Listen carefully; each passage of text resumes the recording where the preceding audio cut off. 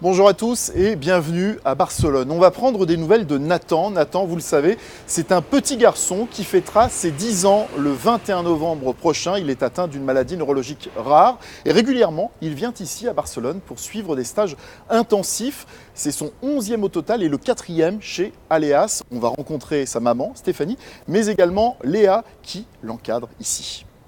Léa, quel est le programme des 2 semaines de Nathan ici? On a orienté les 2 semaines de Nathan par rapport à les appuis des bras comme tout le temps. L'unique différence, on va rester sur les mêmes objectifs que la dernière fois, sauf qu'on va augmenter les dissociations. C'est vrai qu'on va augmenter les dissociations et en plus le dynamisme. Nathan, on a arrivé à travailler plus en statique et on a corrigé certaines postures et a donné plus de stabilité. Maintenant, on a besoin que passer une nouvelle étape et commencer à dynamiser, qu'il soit beaucoup plus mobile par des transferts, différemment à ce qu'il fait maintenant. C'est son 11e stage au total ici à Barcelone. Auparavant, il était au Centre Essentis. Maintenant, il est chez Aleas. Ici, c'est son 4e stage avec Léa, Samuel et Raoul. Est-ce que les stages ont servi à quelque chose? Comment va Nathan depuis qu'il fait tous ces stages? Alors c'est toujours un parcours du combattant, hein, ça avance petit à petit, mais il y a toujours des progrès quoi qu'il arrive. Dès qu'on fait un stage de 2 semaines ou de 3 semaines, il y a toujours des progrès. C'est très long, mais aujourd'hui il a tous ses stabilités au niveau du corps. Il a pris en masse musculaire, au niveau de la stabilité du bassin également. Ensuite, il arrive à tenir à 4 pattes seul.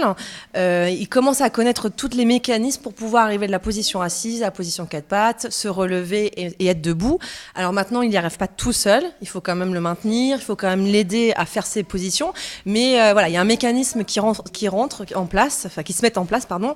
Et du coup, c'est ce qu'on essaie de faire, c'est que son cerveau comprenne l'intérêt de se mettre dans ces positions-là et pour que ça soit fluide au fur et à mesure et qu'il y arrive tout seul.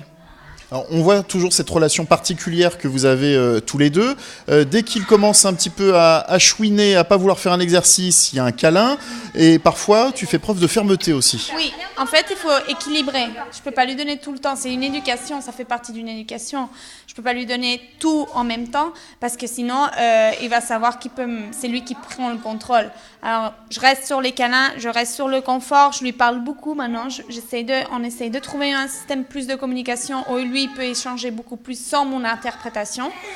Et par parole, par câlin et par OK, on y va un peu plus jusqu'au moment que moi vraiment je le sens que c'est stop. Et on continue sur ça. Et ça marche bien, alors on croise les doigts aussi.